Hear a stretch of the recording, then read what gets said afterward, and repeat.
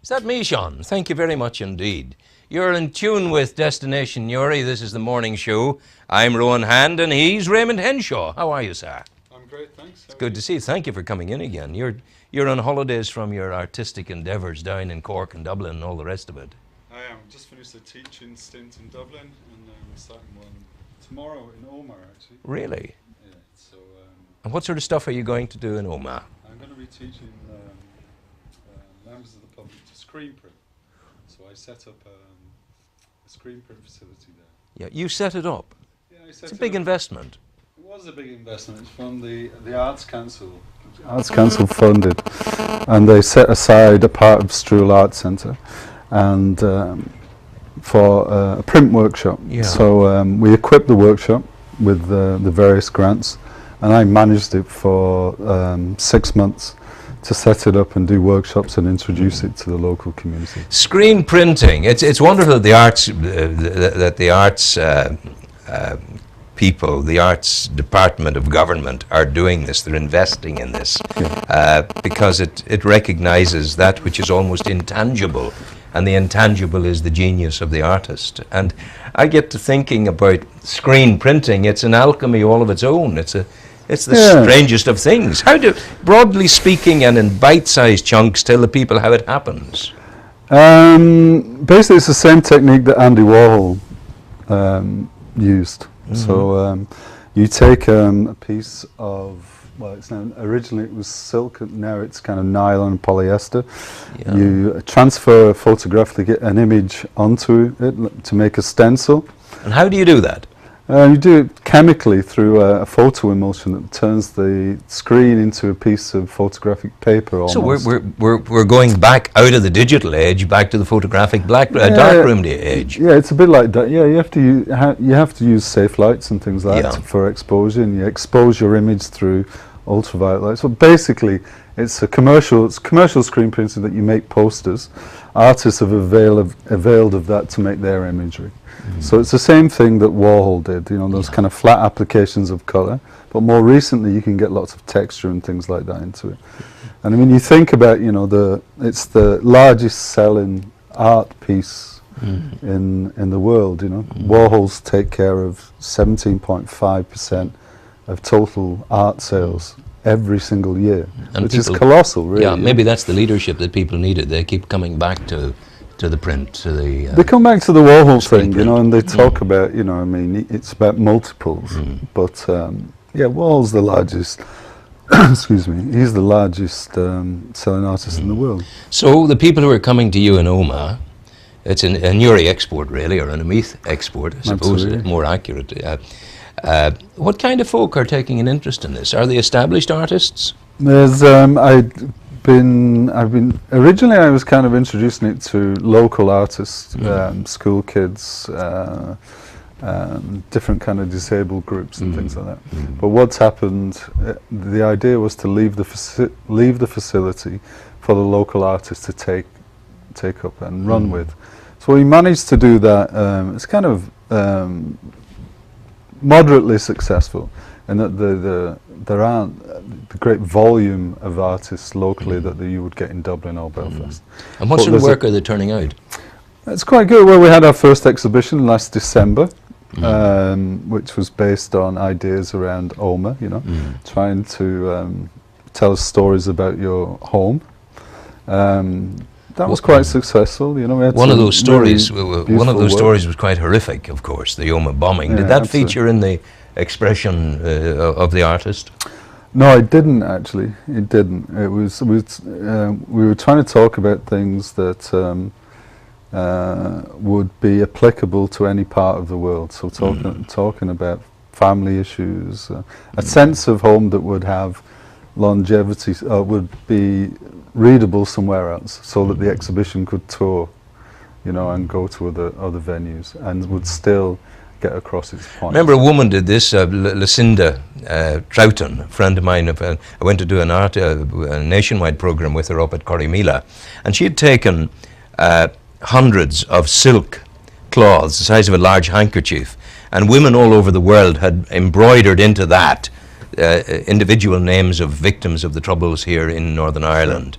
And she's taken this all around the world, and it speaks to people about loss, suffering all the way, and that kind of thing, you know. So it's but that's quite a complicated kind of project. That's absolutely, absolutely. There's a nice piece in the art centre in Omagh which has taken all the flowers from that were obviously placed by the Omagh bomb, and used all those flowers to make this huge piece that is like a colossal piece of paper, and that's maybe about 2.5 meters by 2 meters square, and that hangs in the garden. So you have this kind of pulp, this paper pulp made out of the flowers, which is really beautiful. Are we a naturally artistic people?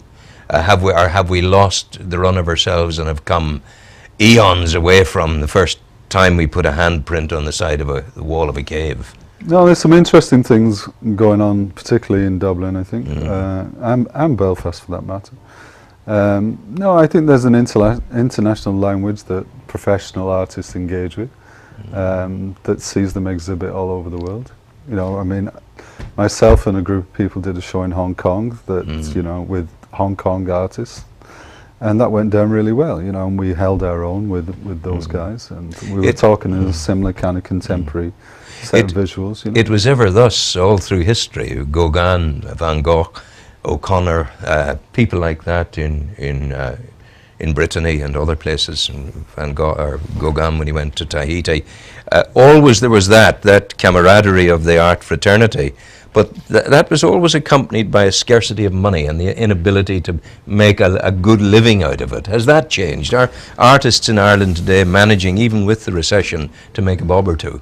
Well, I think most artists are just getting by. You know, I think there are some positive things by the government in the Republic, where you have tax-free on art sales. So if you sell a picture, you don't get taxed on it, and those kind of things. All those, you know, little bits of sales, teaching, you know, workshops, whatever it may be.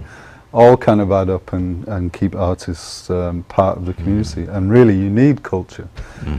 Culture's a large part of civility. If you don't have culture, you don't have civilization. Yeah, it's a kind of culture is the balm that soothes the rocky path of technology and technological progress. Yeah, people need the angularity of people. Yeah, you do. You need areas of to voice what it is to be human. You get that through theatre, through visual art, you know, through literature, all these kind of things. People need to express themselves. Absolutely. You were looking at some papers for me this morning, were you? What did you come across that interested you?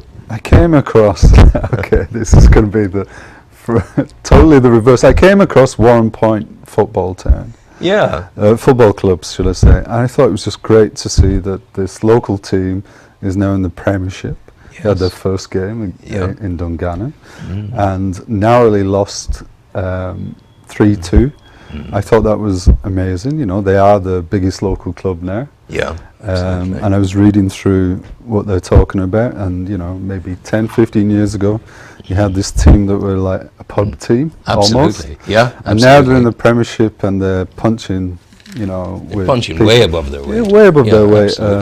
With teams, they're going to be playing teams like Linfield and whatever this year. Talking about punching, shocking assaults on medical staff. The Newry Democrat still gave the story. Southern Trust has the highest number of recorded physical assaults against staff, patients and members of the public.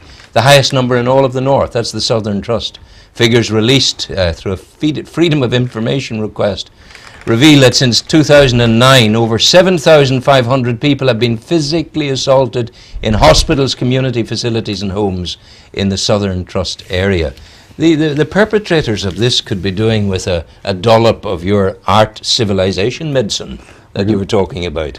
Yeah, well, it's the opposite of civility, isn't it, really? And there's a similar kind of thing in Camler Lake that I noticed, where some kind of local gurriers have damaged boats belonging to Queen's University, rowing club there.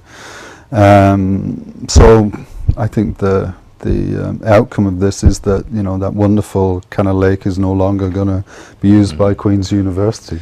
That's a pity, and I think, you know, I covered this story a month ago, and it's interesting that it's taken until now to get the response in the paper today from the council, and it's a solid condemnation of what occurred. And I think what's coming out of it is that the ordinary, decent people of Camlock want nothing to do with this, that they hate this with a vengeance, that this shouldn't have happened in their lake, and that this is the work of an isolated nutcase, or whoever it is. It seems to be a group of kids, doing causing mayhem, I think. Yeah.